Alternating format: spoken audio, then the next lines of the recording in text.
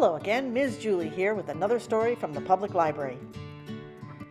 And to Think That We Thought That We'd Never Be Friends by Mary Ann Hoberman, illustrated by Keven, published by Crown Publishers, Inc., New York.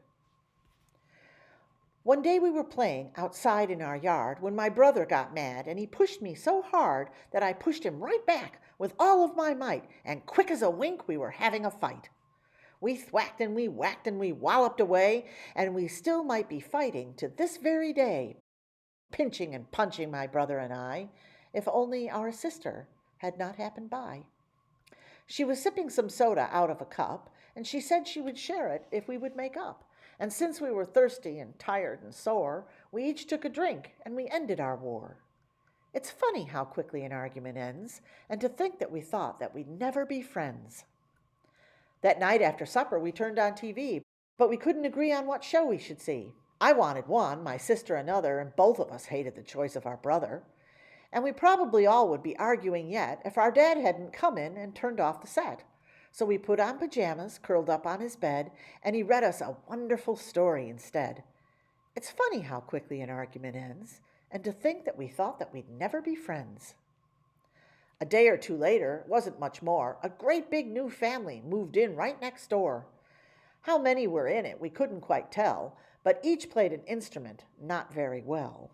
One played a tuba and one a bassoon. They practiced all morning and all afternoon. They practiced all evening and all through the night. They kept us from sleeping, and that wasn't right.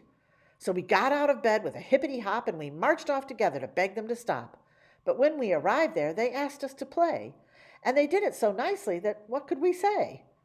I took a whistle, my sister a flute, and my brother a trumpet that gave a loud toot. My dad took a bugle, my mother a drum, and we all forgot totally why we had come. It's funny how quickly an argument ends, and to think that we thought that we'd never be friends. Then all of a sudden we heard a loud blare as a siren came wailing from out of thin air. A police car pulled over. Out jumped the police, and they told us that we were disturbing the peace. They said if we didn't stop playing that minute, they'd take us to jail and put all of us in it. My brother got red and my sister grew pale, and everyone trembled at going to jail. But my mother explained that the noise that we made was because we were practicing for a parade. And she said that the siren had sounded so grand that she hoped they would ride at the head of our band. It's funny how quickly an argument ends. Now all the police had turned into friends. We marched down the street, and each person we passed loudly complained at our ear-splitting blast. They begged us to deaden our deafening din until we invited them all to join in. We offered them boxes and kettles and spoons, and once they were playing, they all changed their tunes. They all were so pleased by the music we made that they became part of our splendid parade. More and more people stepped right into place. More and more people kept up with our pace, strutting and striding and stamping their feet, marching in time to the drum's steady beat. Friends who had squabbled and even stopped talking settled their differences once they were walking, smiled at each other, marched hand in hand, keeping the beat of our wonderful band. And then we could hardly believe what we saw. Dog and cat enemies marched paw in paw. And when our procession arrived at the zoo, lions and tigers joined in with us too. It's funny how quickly unfriendliness ends, and to think that we thought that we'd never be friends. Our music was magic, a magnet to all, as to a Pied Piper they came at its call. As we kept marching and tooting and drumming, the people kept coming and coming and coming. Hundreds of thousands came running to find us. Thousands and millions fell in right behind us. What a cacophony, what a commotion. Then all of a sudden we got to the ocean. We came to the place where the whole country ends, with hundreds and thousands and millions of friends. Oh, what could we do now? We started to fret. We couldn't keep marching without getting wet. And then just as we all began turning around, we heard a most odd and unusual sound.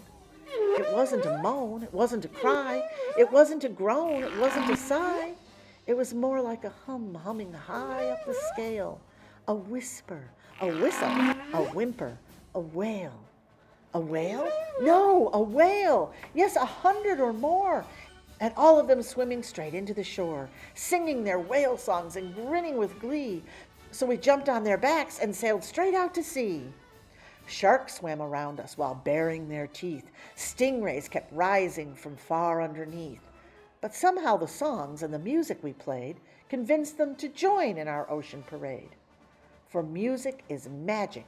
It soothes and it mends. And to think that we thought that we'd never be friends.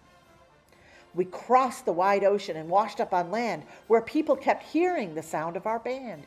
And even the ones who first came to protest soon were parading along with the rest. And it's hard to believe, but I swear it is true. By the time we were finished and finally through, and we'd all gotten back to the place we first played, the whole world was marching in one big parade. And before we disbanded and each went our way, we voted to march every year on that day, to march side by side with friends we had made, and the friends we'd made up with in one big parade. And from that day to this, that is just what we do, with the police siren blaring and horns tooting too, with our pots and our pans and our trumpets and drums, and everyone comes. And this is our cheer every year when it ends. Forever and ever we'll always be friends.